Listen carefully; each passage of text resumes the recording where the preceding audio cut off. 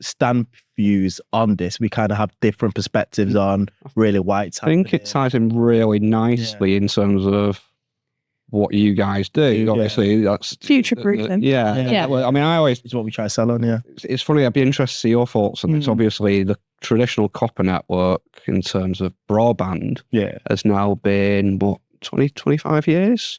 Yeah, but thereabouts. Unanov's older than that, isn't it? We think in terms of speeds and network connectivity, we've gone from 28k to 80 meg, just over copper. Just over copper. And there's the limit, and the technological advancements have kind of reached that limit. And I just wonder, where will that go with fibre? So I think with fibre... What do you think, and how long will it take? And I think in our lifetime, it's unlimited. Do you think?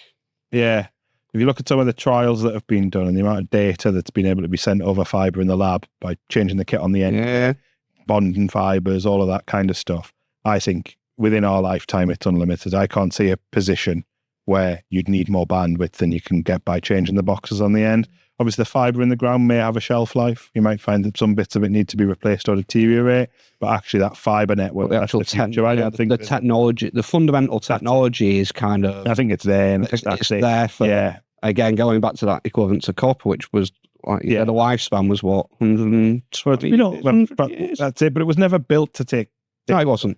It's leaky. It's like a leaky pipe, so it slows you down because things have to be sent again. If you try and send too much bandwidth, you can only do it over really short distances. You do have to amplify fibre over a long distance. You go over 80 kilometres, you need to amplify it, but 80 kilometres is a long way. I mean, you're talking about copper going 500 metres, you need to amplify it. It's very, very different.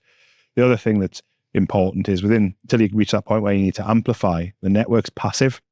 So there's no kit in there that's doing things, because kit that's doing things that needs a power supply fails. Things that are passive don't fail, and the things that can fail in a fibre network are typically on the end of the customer's property or in your head end or your exchange. It makes it much easier for an engineer to diagnose a fault, much more reliable. And because the network's brand new, it's much less likely to fall over anyway. And just adding on to that bit about the network being brand new, some altnets, they've got a combination of fibre and copper. It's a bit more hybrid, isn't it? And well, yes, it's hybrid, but it's also got parts that need repairing and are outdated. And it's circling back to that point of our network is future-proof because we're fibre all over. It's future-proof because we'll always be able to scale it. And like Dave said, sometimes things do have a shelf life and parts need repairing or replacing or whatever, but our network is accessible to us because it's our network.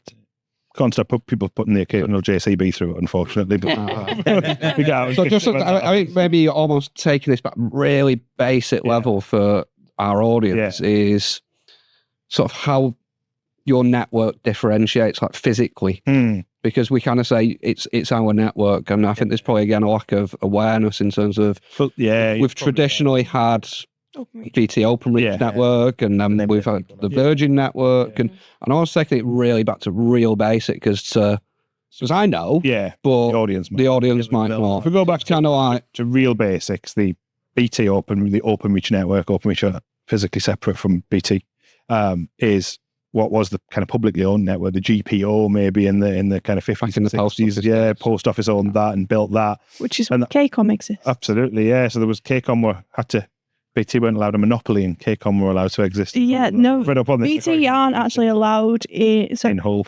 Hull rejected the traditional system because it's Hull. Let's do things differently. So don't forget, Sarah, we have got clients in Hull. I know. It's not an insult. You don't have to do what everybody else does. You're from Glossop, aren't you? So.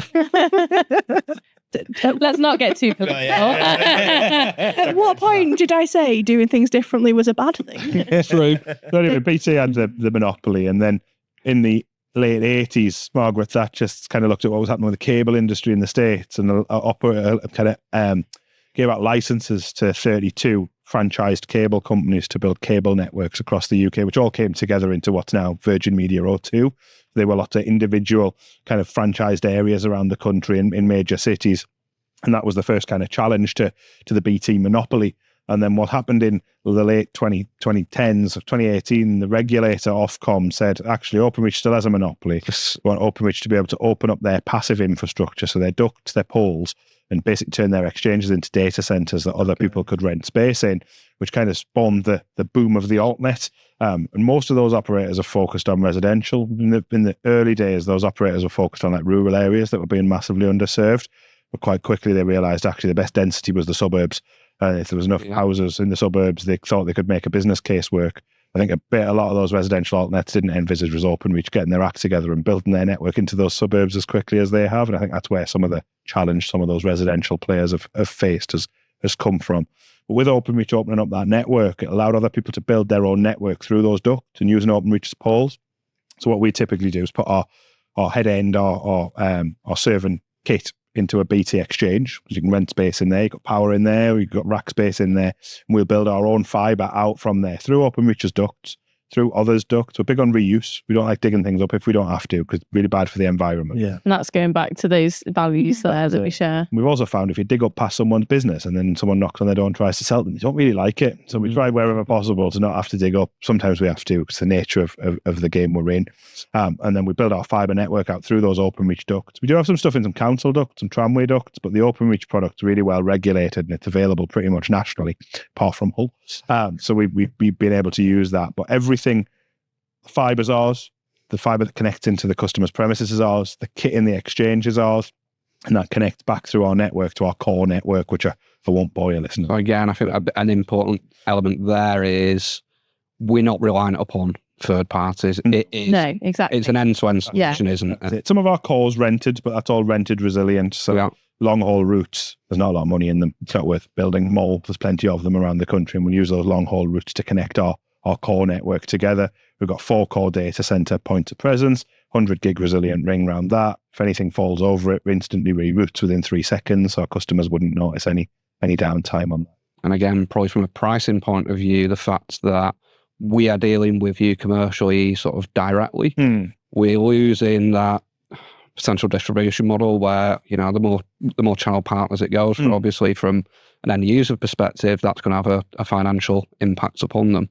Obviously, we partner direct with ITS, so it's essentially simply the margin we decide to put on. That's it. Yeah, absolutely. So we have some partners who have partners. We have some partners who kind of partner direct. What we don't have is a direct sales team out selling to end user markets. Do a bit of direct dark fibre stuff in public sector and with some carriers, but people who are, you know, end user businesses, SMEs, etc.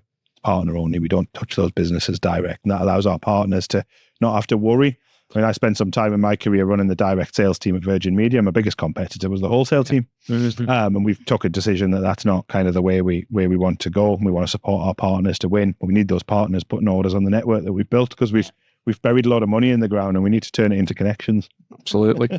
So for businesses that are in the illusion that they've got time to where, you know, it's not happening in 2 months' time, I've got time to still be with my old connection.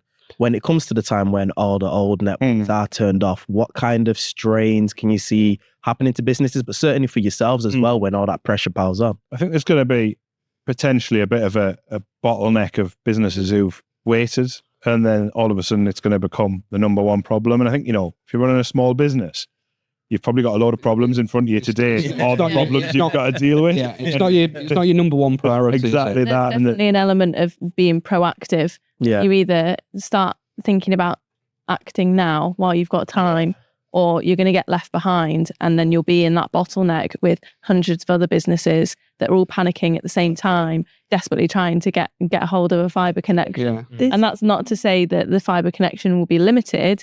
It's just one wait until the last minute. And engineer resource, you know, we can't predict what's going to happen. We always try and install as quick as we can, but we all know working in the industry that there can be issues with contractors. That, you know, in terms of digging where it's necessary, there's permits, there's civils costs, there's way leave.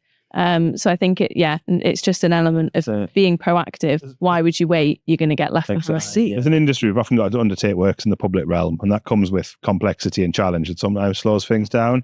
I think what I would say is, any business that's not considering it, don't consider it because something's changing and something's being switched off. Think about what it can do for your business. There's a lot of benefit. Your actual day-to-day. Even if it's just reliability, some business we've talked about before, there's no killer application that demands all this bandwidth, but 100 meg fibre connection is inherently more reliable than a 100 meg copper connection. Yeah. So you can reduce your downtime. You can find your video calls work better if you use Teams. Your data backs up to Microsoft 365 better just by having that fibre connection, even at the same bandwidth. I'd also say for small micro businesses who think that they can just go speak to someone directly, come to people like Red Rock because we've got the relationships with providers like yourselves. We can usually find you something that's better. Yeah. And also, nobody wants to deal with the headache of dealing with engineer visits and having to arrange that yourself, apart from clearly me. That's I get worry about. I get paid for it. But so like, why take that stress on yourself when you can just get some daft person like me to do it for you? You're getting a privileged service by coming to a company such as yourselves, arguably no extra cost because it's all being managed for you. And we're talking about the smaller businesses here, but even the larger businesses, our Fibre Bright product, it's fully managed. So there's even an element of the work being the workload being taken away from you guys because we manage it all. It's always monitored. The fixes are quicker. So I think we can we've got, like I said earlier, business markets broad in terms of verticals. We've got partners who serve them all, served everything from hairdressers, I need one of them, through to big public sector organisations, police forces, NHS trusts, through different partners. So we've got everything right across the spectrum. And the great thing is because our partners can put all of the cleverness.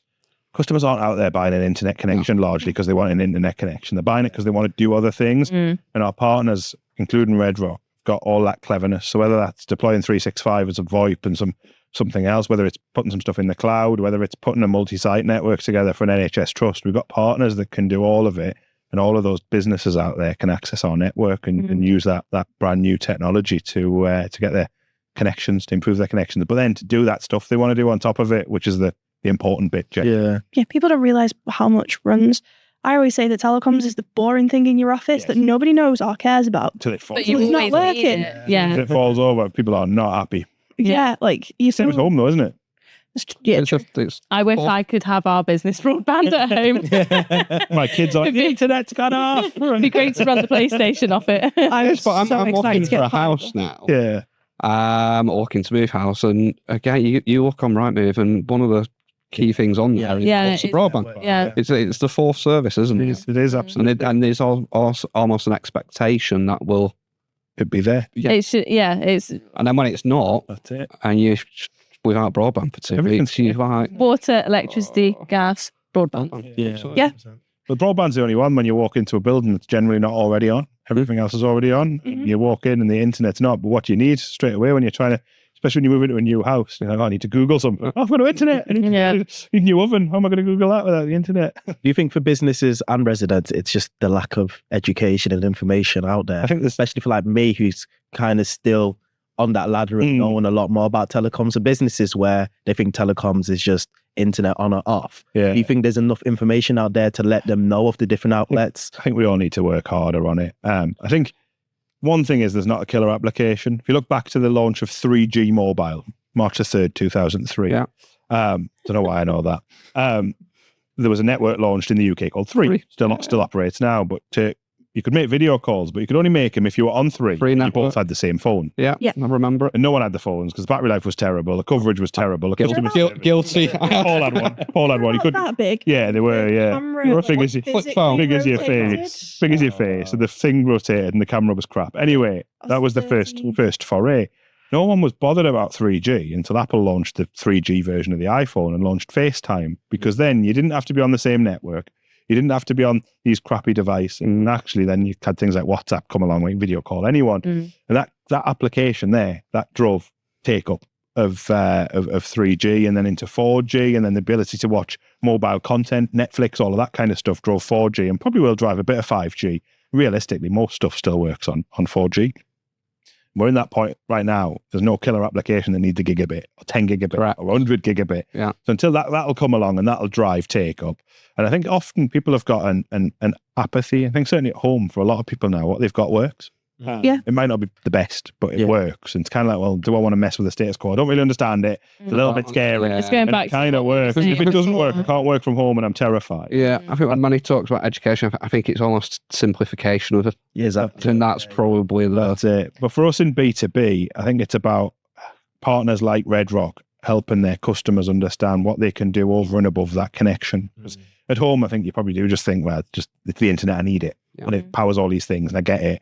B2B, there's so much productivity benefit. There's so much you can do around how people work together and interact, how you work with your supply chain, how you project manage things with an online platform. There's all these different things you can do by improving your connectivity. We upgraded our in-house internet, obviously, to ITS. And you just... to 100 meg, which was it's only an increase from 60, but just the ability to upload documents to SharePoint. Yeah.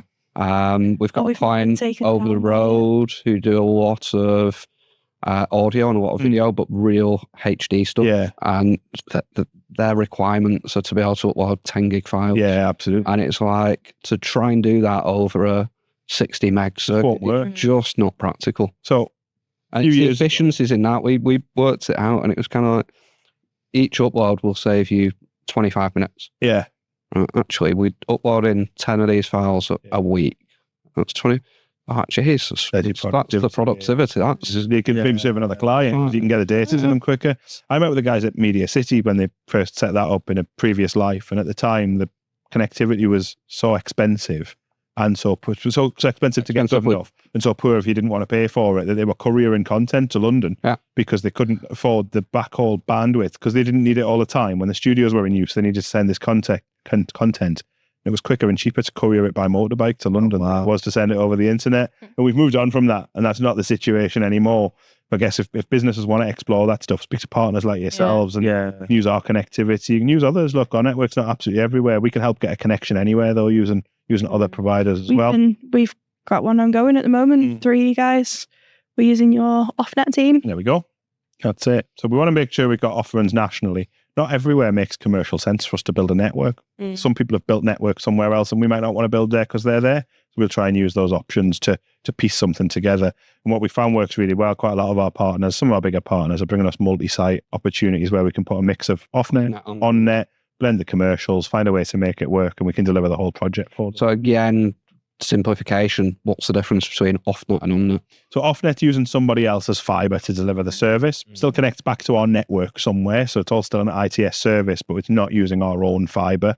What we call on-net, which is a kind of industry term in a lot of businesses, using our own fibre. The fibre we talked about before, we've built it, we've taken it from the BT Exchange out to the customer's premises. That's our own fibre, and that's an on-net service for us. Cool. Thank you, Dave.